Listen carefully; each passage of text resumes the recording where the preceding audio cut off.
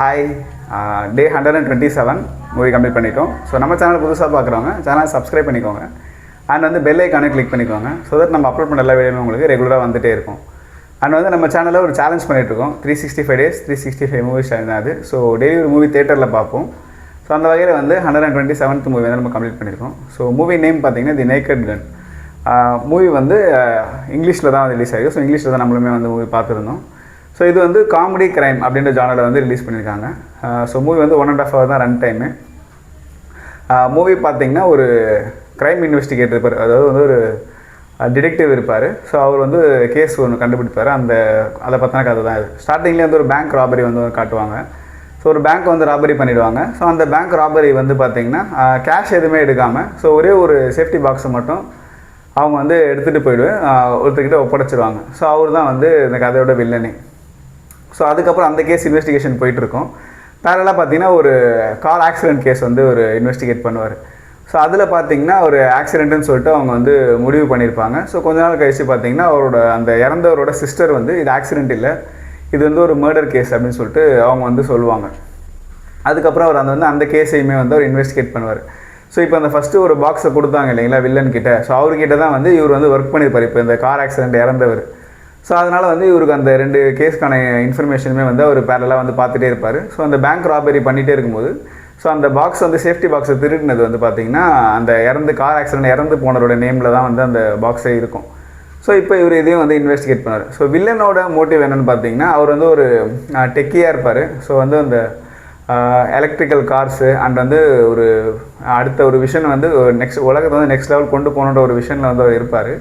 So அதுக்காக சில வைரஸஸையும் வந்து அவர் ரெடி பண்ணி வச்சுருப்பார்.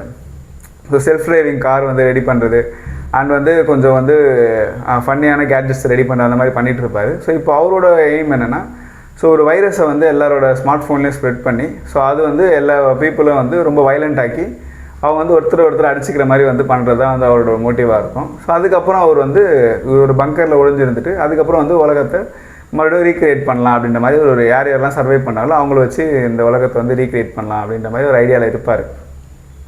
இதெல்லாமே வந்து ஹீரோ வந்து ஒரு பாயிண்ட்டாக வந்து கண்டுபிடிச்சிட்டே வருவார். ஸோ அந்த இறந்து போனவரோட சிஸ்டருமே வந்து இவருக்கு வந்து ஹெல்ப்ஃபுல்லாக இருப்பாங்க சில நேரத்தில். ஸோ இப்படி தான் வந்து மூவி போயிட்டுருக்கும். ஸோ இது வந்து ஒரு நார்மலான வந்து ஒரு கதை. ஒரு வில்லன் இருப்பார், ஹீரோ போலீஸாக இருப்பார், அவர் கண்டுபிடிக்க போகிறாருன்றது.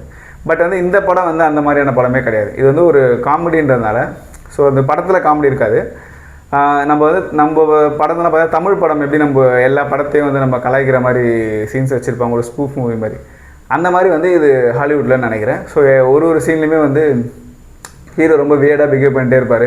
ஸோ அந்த ஹீரோஸ் எல்லாம் கலாய்க்கிற மாதிரி இருக்கும்னு சொல்லிட்டு நான் நினைக்கிறேன். நம்மளுக்கு வந்து ஹாலிவுட்னால டேரெக்டாக பெருசாக வந்து எதுவுமே நம்மளுக்கு கனெக்ட் ஆகி அந்த அளவுக்கு காமெடி ஒர்க் அவுட் ஆகலை. பட் அவங்களுக்கு வந்து அது மேபி ஒர்க் அவுட் ஆகிருக்க சான்சஸ் நிறையவே வந்து இருக்குது.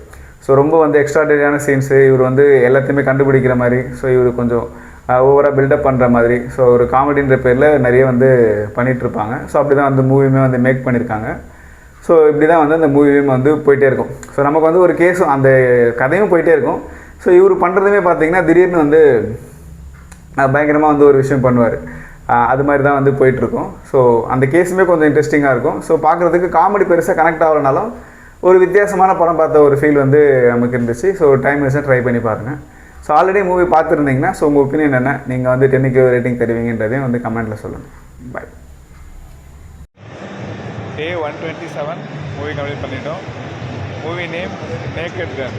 விஆர் மாலில் பார்த்துருக்கோம். Show timing 3:35 PM.